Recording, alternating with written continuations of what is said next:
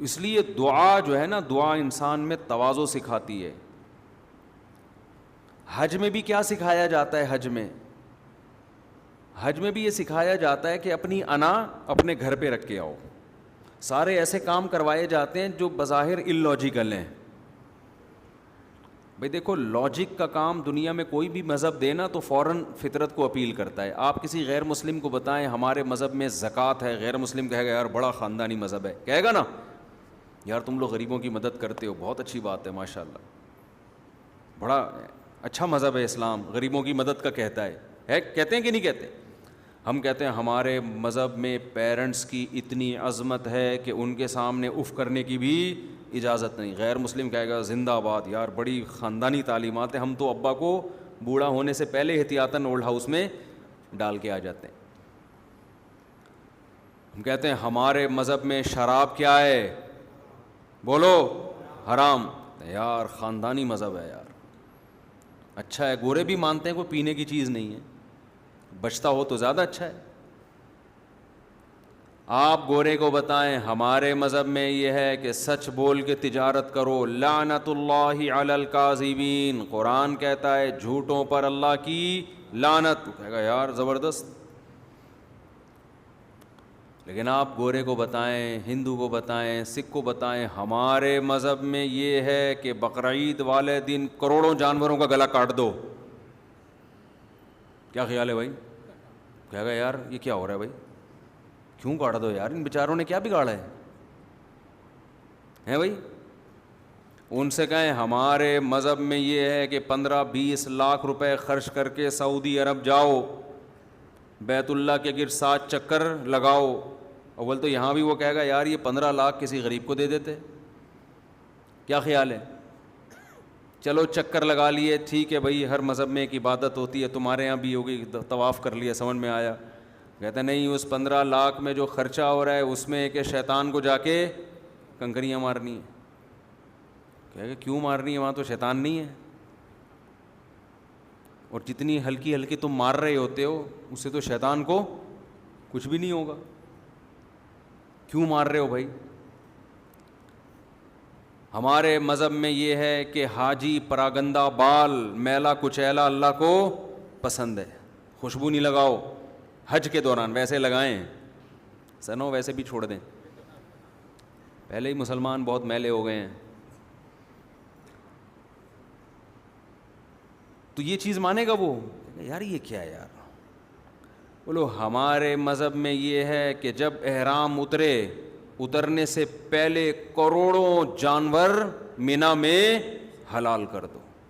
جن جانوروں نے آپ کا کچھ بھی نہیں بگاڑا، اتنے کٹتے ہیں نا مینا میں جانور، اتنے اونٹ نہر ہوتے ہیں، ایک منظر یوٹیوب پہ دیکھ لیں، اتنے جانور. غیر مسلم کہتا ہے یار زکوٰۃ بھی سمجھ میں آ رہی تھی، روزہ بھی سمجھ میں آ رہا تھا، فاسٹنگ سے بڑے میڈیکل فائدے ہوتے ہیں انسان کو میڈیکلی، اور نماز بھی کسی حد تک سمجھ میں آ رہی تھی، صاف ستھرا ہو جاتا ہے، وضو کر لیتا ہے آدمی، ایک گیدرنگ ہو جاتی ہے، آپس کے تعلقات اچھے ہو جاتے ہیں، پتہ چل جاتا ہے کہ اس کے گھر میں کیا ہو رہا ہے. جو اطلاع آئی تھی نا کہ وہ گھر سے بھاگ گئی ہے، تو مسجد میں آ کے پتہ چلتا ہے واقعی بھاگی ہے یا نہیں بھاگ. ایک دفعہ میرے پاس فون آیا، کسی نے بتایا، پرانا قصہ ہے، کسی کو کیا پتہ کس کی بات کر رہا ہوں، کہیں سے فون آیا کہ میری بیوی بھاگ گئی ہے نا. میں اس کو بیچارے کو دلاسا دے رہا تھا، سمجھا رہا تھا. میں نے فون جیسے ہی بند کیا، ایک بندہ بیٹھا ہوا تھا، کہہ رہے کیا ہوا کیا ہوا. میں نے کہا یار وہ بندہ ہے، اس کی بیوی گھر سے بھاگ گئی. کہہ رہے کہاں بھاگی ہے؟ ایک دم اس کے منہ سے نکلا کہاں بھاگی ہے. وہ سارے جو بیٹھے ہوئے تھے نا ایک دم ہنس پڑے سب. اس کے بھی نا ایک دم آٹومیٹیکلی آٹو پہ تھا، وہ ایک دم منہ سے نکل گیا کہاں بھاگی. ہم ہنسے، ہم نے کہا تجھے کیا کرنا ہے یار کہاں بھاگی. پھر اس کو بھی شرمندگی ہوئی کہ یار میرا سوال کیا تھا غلط. تو ہم بتا رہے ہوتے ہیں بھائی کروڑوں جانور مینا میں کیا ہو جاتے ہیں، ذبح. تو غیر مسلم کہتا ہے یار اتنے سارے اچھے اچھے احکام ہیں، یہ کھوپڑی میں آنے والی باتیں نہیں ہیں. 15-20، تبھی تو دیکھو جو لبرل لوگ ہیں ان کو حج سمجھ میں نہیں آتا. بہت ہی کوئی نیک ہوگا نا تو کہہ دے گا چلو ایک کر لو, دوبارہ کیوں کر رہے ہو, اتنے پیسے کسی بیوہ کو دے دو. دینے چاہیے, میں منع نہیں کر رہا اس سے, وہ مسئلہ کیا ہے, دوبارہ حج کرنا چاہیے نہیں کرنا چاہیے, ایک الگ ٹاپک ہے یہ, کہ غریب کو دے دیں یا نفلی حج کریں, وہ ایک الگ ٹاپک ہے. لیکن ان کو حج ہی سمجھ میں نہیں آ رہا ہوتا. تو یہ عبادتیں اللہ ہم سے کیوں کراتا ہے؟ یہ بتانے کے لیے کہ تم کس کے غلام ہو؟ اللہ کے. اللہ کے ہاں سب سے بڑی نیکی یہ کہ تم خدا کے غلام ہو. یہ مانو, نہیں مانتے تو کچھ بھی نہیں ہے. پھر غریبوں کو تو وہ بھی کھلاتا ہے, وہ کیا نام ہے یار وہ اس کا, جو بل گیٹس بھی کھلاتا ہے, ہسپتال بنائے ہوئے ہیں بہت سارے, لیکن ڈکشنری میں گاڈ بولو نہیں ہے, ڈکشنری میں خدا نہیں ہے. آپ بل گیٹ سے جب کہیں کہ صبح 100 دفعہ لا الہ الا اللہ وحدہ لا شریک لہ لہ الملک ولہ الحمد یحیی ویمیت وہو حی لا یموت وہو علی کل شیء قدیر, کتنا پیارا کلام ہے. 100 دفعہ یہ تسبیح پڑھا کرو صبح. اب بل گیٹ سے کہیں نا 100 دفعہ کیا کیا کرو, یہ تسبیح پڑھو, لا الہ الا اللہ, اس اللہ کے سوا کوئی عبادت کے لائق نہیں ہے, وحدہ اکیلا ہے, لا شریک لہ اس کے ساتھ کوئی عبادت میں شریک نہیں ہے, لہ الملک بادشاہی اسی کے لیے, ولہ الحمد تعریف کے قابل گوگل نہیں ہے, تعریف کے قابل, یہ بل گیٹس کو ہم سمجھا رہے ہیں نا, تعریف کے قابل صرف کون ہے؟ اللہ ہے. یحیی و یمیت زندگی بھی وہی دیتا ہے. ڈاروین کے باپ نے کسی کو زندگی نہیں دی, جو کروڑوں سال سے آٹومیٹیکلی زندگی خود وجود میں نہیں آئی ہے. ایک ڈاکٹر پھینک رہا تھا کہ ہمارا جو دماغ ہے نا اربوں سال کے بعد ایوالو ہو کے ایسا ہوا ہے. آپ جتنی نیکیاں کر لو, جب آپ اپنے دماغ جو اللہ نے آپ کو سب سے بڑی نعمت دی, آپ کو ایوالو ہو کے ایسا بن گیا ہے, یعنی پہلے گدھے کا تھا, آہستہ آہستہ ترقی کر کے انسان کا یہاں تک آ گیا, اور گدھے سے بھی پہلے کچھ اور ہوگا. تو آپ نے جو خدا کے وجود کی سب سے بڑی دلیل تھی کہ اس نے کیسے کھوپڑی میں ایسی چیز فٹ کر دی, آپ اس کھوپڑی کا غلط استعمال کر کے بنانے والے کا انکار کر رہے ہو. لیکن آپ 3 پیس سوٹ ٹائی پہن کے صبح صبح نہا کے نکلتے ہیں گھر سے, اور انسانیت کی خدمت بھی کر رہے ہیں, اور غریبوں کا فری علاج بھی کر رہے ہیں. لوگ کہیں گے بہت اچھے ڈاکٹر صاحب ہیں, اللہ کہے گا بالکل بھی اچھے نہیں ہیں, بنانے والے کا منکر ہے. کہتا ہے میرا دماغ ایوالو ہو کے یہاں تک پہنچا ہے.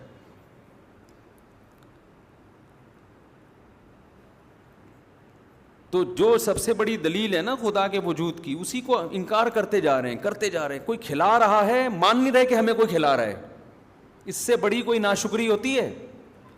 دیکھو ناشکری کا ایک درجہ یہ ہے, کسی نے آپ پر احسان کیا تو وقت پر آپ اس احسان کا بدلہ نہیں دے رہے, یا اس احسان کے تقاضے پورے نہیں کر رہے. اس پہ بھی اگلے کو غصہ آتا ہے, لیکن وقت پر آپ بھول ہی گئے کہ اس نے احسان کیا ہے, تو بھی انسان کو غصہ آتا ہے, یار یہ تو احسان کرنے والے کو بھلا دیا. تیسرا اس سے اوپر کا درجہ ہے انکار کر دیں کہ اس نے نہیں کیا. یہ کہ نا بھول گئے, آپ کو پتہ نہیں کس نے کیا ہے, کہ آپ کہیں نہیں اس نے نہیں کیا, یہ آٹومیٹیکلی ہوا ہے. پھر احسان کرنے والے کو جتنا غصہ آئے گا, پھر اس کا غضب, اگر اس میں غیرت ہوگی تو دیکھنے والا غضب ہوگا. تو کافر بنانے والے کا کیا کرتا ہے؟ انکار. اور آج کل پڑھے لکھے لوگوں میں یہ بیماری زیادہ آ گئی ہے, جتنا پڑھ رہے ہیں نا اتنا خدا سے دور ہو رہے ہیں. اس لیے کہ ایجوکیشن جو ہے نا, ایجوکیشن, کچھ نعمتیں انسان کو جب ملتی ہیں تو وہ تکبر میں آ جاتا ہے, اپنی اوقات کیا کر دیتا ہے, بھول جاتا ہے. سائنس اور ٹیکنالوجی, میں نے جاہلوں کو دیکھا ہے ایمان والے ہوتے ہیں اکثر. پڑھے لکھوں میں اکثر 100% نہیں, پڑھے لکھوں میں جو نیک ہوتے ہیں پھر وہ نیک بھی بڑے خاندانی ہوتے ہیں. اکثریت ہماری یونیورسٹیوں میں پڑھے لکھے لوگ ملحد ہو رہے ہیں, اسلام سے دور ہو رہے ہیں. کیوں؟ کبر, تکبر, کہ یار ایجوکیشن ہمیں تو پتہ ہے, یہ مولویوں کو کیا پتہ, یہ دینداروں کو کیا پتہ, ان نمازیوں کو کیا پتہ, ہمارے پاس تو ایجوکیشن ہے. ان مولویوں سے تو پانی کا فارمولہ پوچھ لو, ان کو نہیں پتہ. ان سے پوچھو نمک کا کیا فارمولہ ہے, ان کو نہیں پتہ, تو پتہ تو ہمیں ہے. یہ دماغ. اور پھر جتنی ایجوکیشن زیادہ ہوتی جا رہی ہے اتنا ہی تکبر بڑھتا جا رہا ہے. او بھائی تجھے نمک کے فارمولے کا پتہ ہے, پانی کے فارمولے کا پتہ ہے, اس کے خدا کے وجود یا عدم وجود سے کیا تعلق ہے, اس سے خدا سے تعلقات پر کیا اثر پڑتا ہے, اس کا اس سے کیا تعلق ہے کہ خدا کی مان کے نہیں چلنا ہم نے. آپ جتنے بھی پڑھے لکھے ہو, باپ پھر بھی باپ رہے گا کہ نہیں رہے گا. دیکھو دو قسم کی اولادیں ہم نے دیکھی ہیں اپنی زندگی میں. ایک وہ ہیں جن کے ابا سیدھے سادے ہوتے ہیں, دیہاتی قسم کے گنوار, ابا نے بڑا احسان کیا, قرضے لے لے کے بچے کو پڑھایا اور بچہ بہت بڑا فنٹر بن گیا. ایسے ہوتا ہے نا.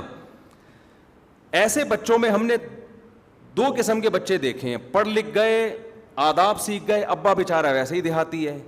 تو پڑھنے لکھنے کے بعد اس قسم کے بچوں کو اپنے ابا پسند, بولو نا, نہیں آ رہے, تو کہتے ہیں پینڈو کے پینڈو ہی ہیں یہ.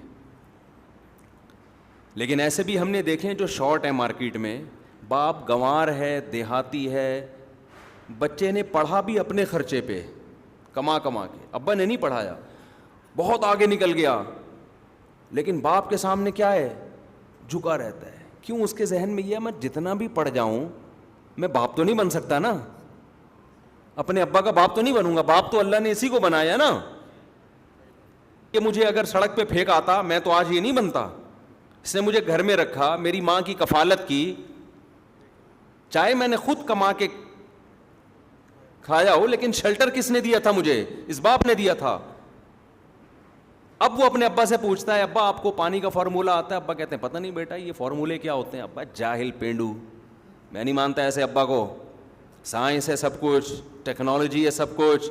ابا کیا کہہ رہے ہیں, یہ تو مولویوں نے فضول چیزیں بنائی ہوئی, ابا اف, ابا کے سامنے اف بھی نہ کرو. ابے جاہل کا جاہل ابا, اس کو تو اپنا پانی کا فارمولہ پتا نہ, اسٹمک کی اس کو وہ آتی ہے, اسپیلنگ آتی ہے, ٹھیک ہے, کچھ بھی پھینکتے رہتے ہیں نا. اور جو مولوی مجھے ترغیب دے رہا ہے کہ اس باپ کے سامنے اف بھی نہیں کرنا, اس مولوی نے تو اسکول کی ایک جماعت بھی نہیں پڑھی, اس کو سائنس کا پتہ ہی نہیں ہے. یہ عقل مندی کی بات ہوگی, یہ دلیل. وہ مولوی جو بالکل جاہل ہے, لیکن اس کو یہ پتا ہے کہ بھائی باپ جو ہے نا وہ کیا ہوتا ہے.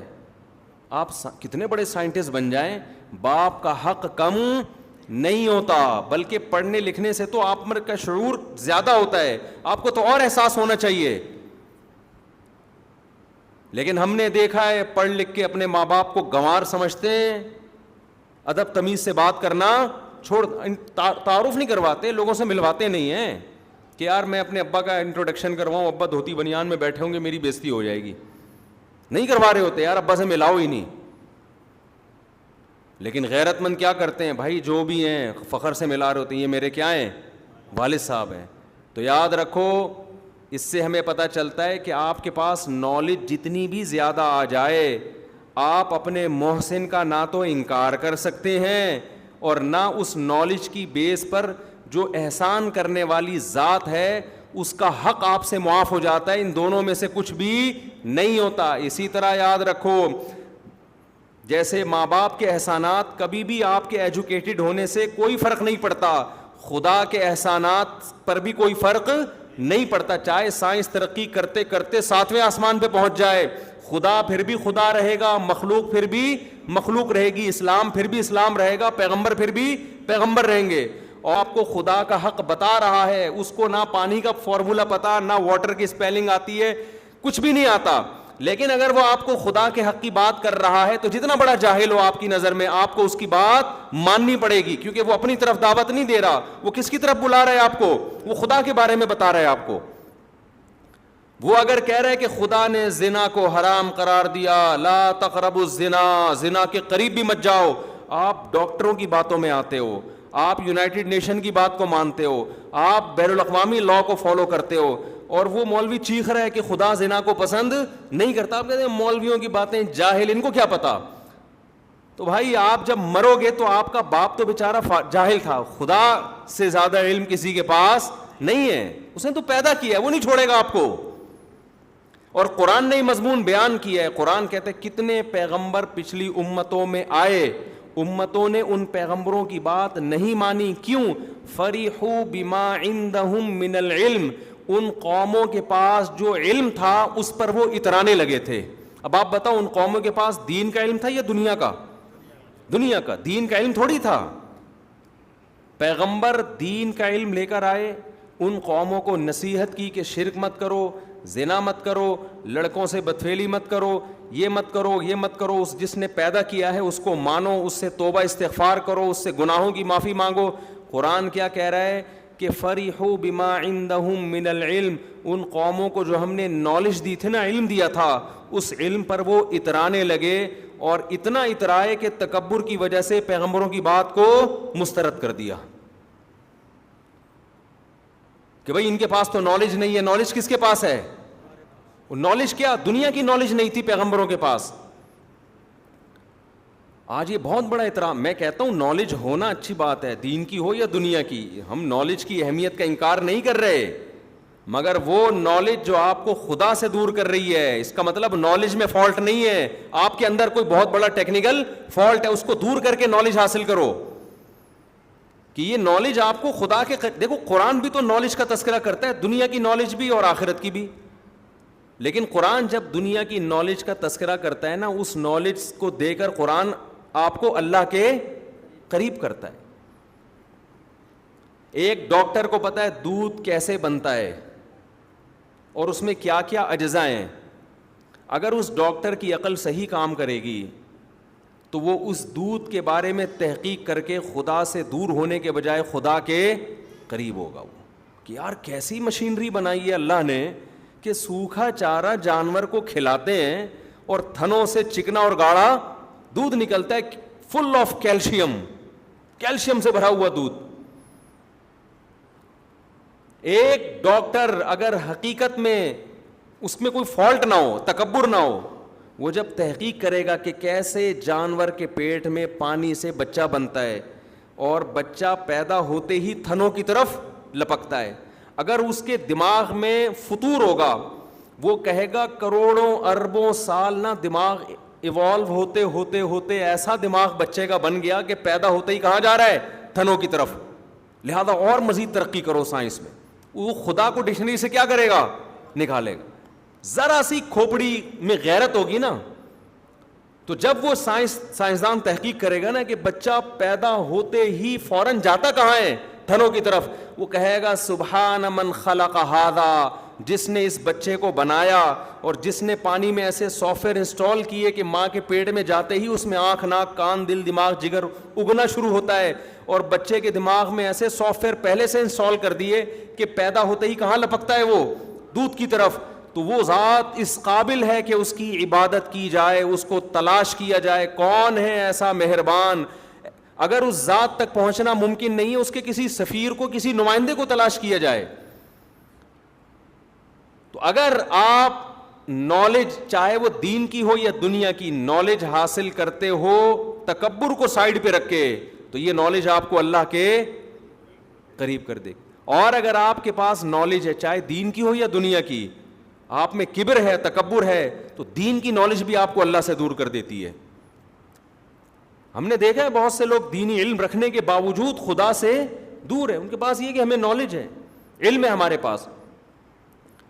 تو آج یہ بڑا مسئلہ ہے بھائی, چند باتیں انسان سیکھ لیتا ہے اور مذہب کو برا بھلا کہنا